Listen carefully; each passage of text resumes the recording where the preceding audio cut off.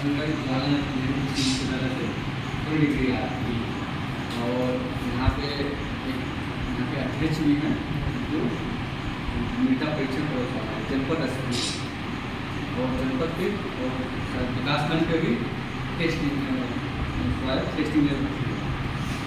और ये जो बच्चे आए हुए हैं बाला के बाला के 2 स्टूडेंट जो है एग्रीकल्चर के हैं और 14 जो है एग्रीकल्चर।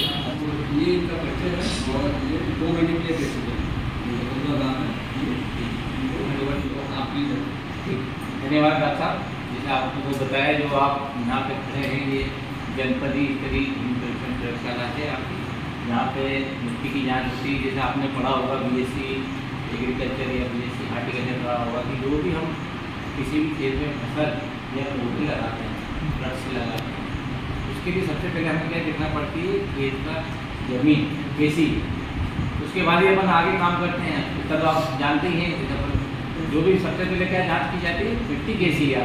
मिट्टी के हिसाब से ही हम अपनी फसल का चुनाव करेंगे या फल वाले वृक्ष का चुनाव। तो उसके लिए सबसे पहले जरूरी है मिट्टी का परीक्षण कराना। तो मिट्टी का परीक्षण कराने के लिए क्या होता है खेत से मिट्टी लेना पड़ती है आपको, ठीक है। तो उसका लेने का भी एक स्पेसिफिक तरीका होता है किस तरीके से खेत में लेना होगा। जहाँ पेड़ लगा हुआ है या कंपोस्ट बना हुआ है या छाया आती हो है ना उस जगह से नहीं लेना खेत में कहाँ लेना हमको इनसे अलग जगह पर लेना। और खेत का पहले हमें देख के निरीक्षण करना है। ऐसा नहीं कि कैसे भी आपने मिट्टी दी हमने कर जनरली कैसे भी 1-2 किनारों से मिट्टी दी और लेके अपने टेस्टिंग किया।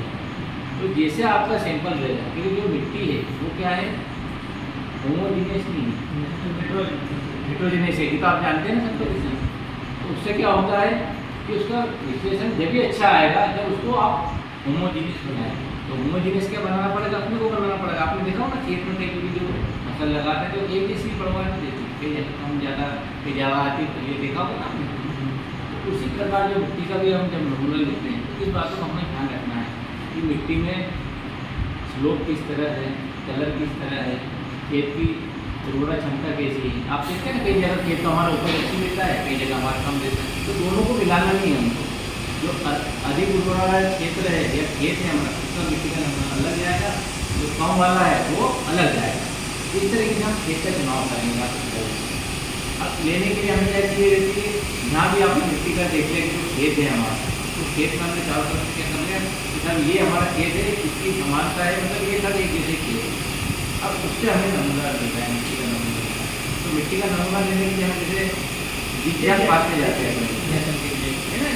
जब चलेंगे तो कैसा बनेगा वो डब्ल्यू जैसा बनते जाता है ना विज्ञान। मतलब कुछ नमूना यहाँ से ले लिया आपने कुछ नमूना यहाँ से ले लिया कुछ नमूना यहाँ से ले लिया कुछ नमूना यहाँ से ले लिया कुछ नमूना यहाँ से ले लिया कुछ नमूना ऐसा नमूना लेना। तो ऊपर से उसकी जमीन पूरे जो फर्श है उसको साफ करने की उसमें किसी प्रकार का पत्थर होते कंकड़ पत्थर जो हो वो साफ हो।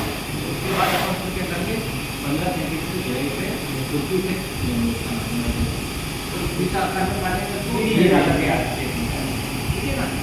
जब खेत इस तरीके से कट गया तो हम क्या करेंगे जो अपन लोग देखा ब्रेड खाते हैं स्लाइड जैसी बनती है अपन देखा ना ब्रेड जो खाते हैं इस तरह की स्लाइड जैसे भी बनाएंगे और उस पर उसको निकालेंगे जैसे भी आता है यहाँ से जो पूरा और उस पर से निकालेगा। जैसे पूरा जिग्जैग पालन करते रहेंगे जब तक अपने पास 15-20 नमूने नहीं आए। ठीक है वो नमूने आपके पास इकट्ठे हो गए उनको क्या करेंगे हम पुस्तक करेंगे तो एक ढेर बनाए उसको 4 भागों में बांटेंगे जैसे नमूना। ठीक है इसमें ढेर बना दिया आपने उसको 4 भागों में बांटेंगे कर सकते हैं 4 भागों में 4 भागों में बांटा 2 आमने सामने भागों को अलग करे इधर वाले भागों को मिला के फिर 2 भाग को अलग करना हमने जो ये बन गया ढेर का इधर का अलग करके 2 बच गया। फिर इसको मिलाएंगे ये कब तक मिलाते रहेंगे जब तक आधा किलो मिट्टी मिलेगी। तो ये क्या हो जाएगा आपका खेत का एक रिप्रेजेंटेटिव सैंपल हो जाएगा जो मानक नमूना हो गया आपका। ठीक है ना। इस तरह की हम क्या करेंगे अपने को नमूने को तैयार करेंगे 4 भागों में बांटेंगे 2 भागों को फेंकेंगे 2 भागों को मिलाएंगे। तो ये आपका क्या हो गया नमूना तैयार हो गया। नमूना तैयार हो गया तो या तो उसको थोड़ी सी साफ वाली थैली में भर लेंगे या कपड़े की थैली इस तरीके से रखी है इसमें मिट्टी का नमूना कम से कम आधा किलो हो गया। ठीक है। उसके बाद क्या होता है वो नमूना आपका तैयार हो गया तो आपको क्या डालना है प्लांट आपको एक लेवल बना के और एक अपने रजिस्टर में नोट करना है। से कंप्लीट हो गया वो नमूना आपका मिट्टी से बताया डॉक्टर ने बताया था कि आपका जो है हार्टिकल्चर वाले की आप बोला था हमको फसल वाले को बता दें, हम तो हार्टिकल्चर वाले है ना। उसमें क्या करा जाता है, उसमें अलग अलग डेप्थ से सैंपल लेते हैं, 0 से 30 सेंटीमीटर, 30 से 60, 60 से 90, 90 से 80 और इनकी जड़ क्या जाती है, सीधी सी बात है ना। तो ताकत क्या है, पौधा हमें क्या करना है, पौधों की बढ़वाट देखना है, पौधों में कितना पोषक तत्व खींचेगा, उसकी जड़ की गहराई क्या है, उससे तो पीछे जड़ से खींचना ना पौधा को, लेकिन जो उसका रिफ्लेक्स है कहाँ से मिट्टी से वो जड़ों से लेता है।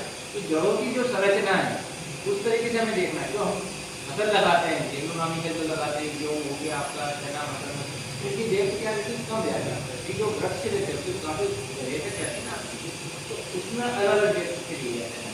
अभी बात समझ में आपको उसका नमूना लेना है तो आप ऐसे मत लेना था 15 सेंटीमीटर दिए और हमने भेज दिए, तो मतलब साहब आप किसी वैज्ञानिक हमारा मिट्टी परीक्षण करने गए आपने क्या कलर दे दिए, तो एक ही तरीका रहता है आपको करने के। वो हमें क्या रहेगा, जो भी वृक्ष वाले की बात करेंगे हमारे, चाहे फलदार वृक्ष हो, इमारती लकड़ी की हो, जैसे पानी की बात करें तो अलग अलग नमूना लिया जाता है, अलग अलग। तो उसमें क्या लेना आपको, 0 से 30, 30 से 60, 60 से 90, 90 से कितनी गहराई में आपको होती है, इनके नमूने निकालना है। वैसे निकालना आपको खोल के, अब इसके लिए क्या आता है, अलग अलग यंत्र आते हैं निकालने के लिए। तो अगर आता है आपके पास पैदल अगर आता है, जैसे वो देखा होगा ना, जो वो अपन गड्ढे खोदते मकान बनाने की, जो गोल गोल घुमाते रहते चक्र वाला रहता है, उस तरीके से उसमें से नमूने निकालना है। उससे खुरपी से निकालने नहीं बैठे था, वो ज़्यादा आते खोदते खोदते हम खोलें। अभी समझ में आपको, इसके लिए अलग इंस्ट्रूमेंट स्पाइरल टाइप का बनाते हैं, इतनी जैसे तो आपने खोदा जैसे स्पाइरल बने रहते हैं, जो आपने हीट टेम्परेचर का भी पड़ा होगा, जैसे बड़े दाना अंदर चल गए, छोटे दाना अलग होगा, बीएससी में पड़ा होगा ना, अपने टेक्नोलॉजी में कैसे उस तरीके स्पाइरल आता है, जो लोग घुमाते रहते हैं, स्क्रू टाइप का जो रहता है आपने बड़ा बड़े खाने, उससे मिट्टी का नमूना देते हैं। ये 30 सेंटीमीटर का हो गया उसका नमूना लगा आपने, ये 30 से 60 का हो गया वो लगा दिया, 60 से 90 का होगा ये नमूना, ठीक है। तो उसको मिला के जैसे अपन ने इसको वो बनाया था एक रिप्रेजेंटेटिव सैंपल, उसी तरह का उसका भी रिप्रेजेंटेटिव सैंपल बनाया। तो 0 से 30 में कितना न्यूट्रिएंट आ रहे हैं, 30 से 60 में क्या आ रहे हैं, 60 से 90 में क्या आ रहा है, 90 से 120 में क्या आ रहे हैं, ठीक है।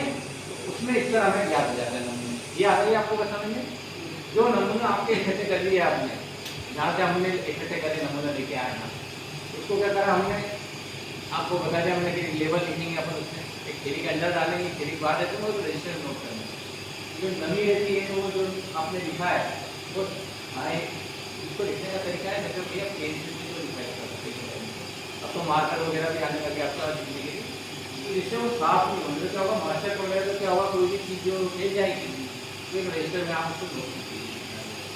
जब वो सैंपल तैयार होकर आपके रिप्रेजेंटेटिव सैंपल बन के आए तो वो मिट्टी परीक्षण प्रयोगशाला में तो यहाँ पे क्या लाया जाता है, यहाँ पे लाते हैं तो हम उसको छाया में सुखाए जाते हैं, सैंपल को कहाँ सुखाते हैं, छाया में सुखाते हैं, उसमें नहीं सुखाते, छाया में सुखाना है आपको, छाया में सुखाना है।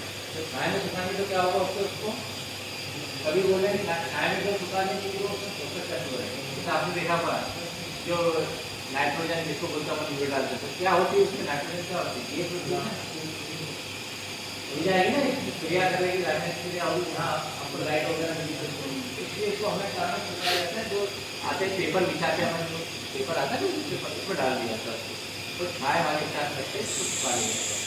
सुखाने के बाद क्या करा जाता है, उसको प्रोसेसिंग किया जाता है, मतलब उसको कूटा जाता है, तो कूटने का अंदर रखा हुआ है अगर हमारा बना हुआ नमूने को क्या करा जाता है, कूटा जाता है। जितना जो नमूने कूटा, कूट के बाद क्या करते हैं, अलग अलग टाइप की छन्नी आती है, 2 mm की, 5 mm की, अलग अलग टाइप की छन्नी आती है। जिस तरीके से हमको विश्लेषण करना है उस तरीके से उसको खाना है, कि 2 mm का लेना है जनरली, 5 mm का लेना है, या अलग टाइप का, ठीक है।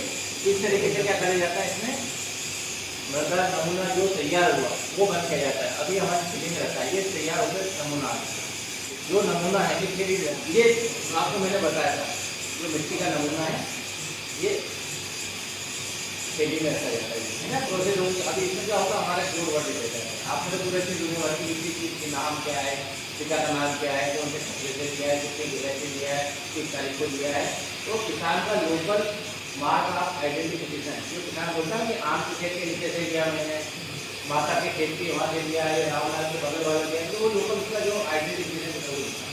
ये आपको देख सकते हैं, तो ये हमारे इसमें कोड वर्ड है।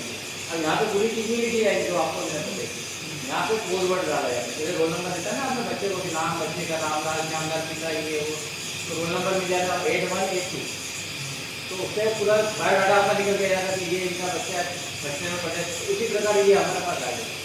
ये नंबर आप देखेंगे कि जो नंबर लिखा हुआ 817 ये कितना नाम है, ये हमें रजिस्टर में क्या आता है आगे समझ ना।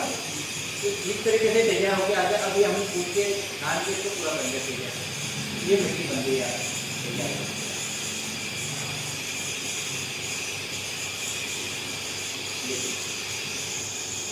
है ना। ये खेत की मिट्टी आती है होगा तैयार, इस तरीके से चली जाती है ना।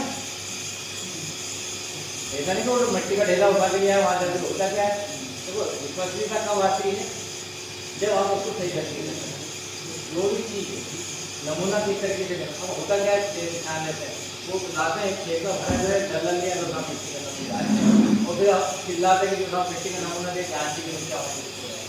तो यहाँ कितना भी अच्छा प्रयास करेंगे उसका रिजल्ट कभी आएगा जब तक वो रिप्रेजेंटेटिव नमूना नहीं है।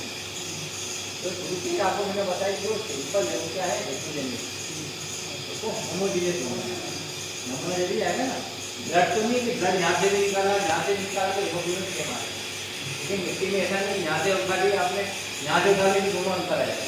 आपने सैंपल लिया आपने सैंपल लिया आपने सैंपल लिया 3 सैंपल बन जाएंगे वो, लेकिन केस के लिए क्योंकि सैंपल क्या है हेट्रोजेनियस होमोजीनियस।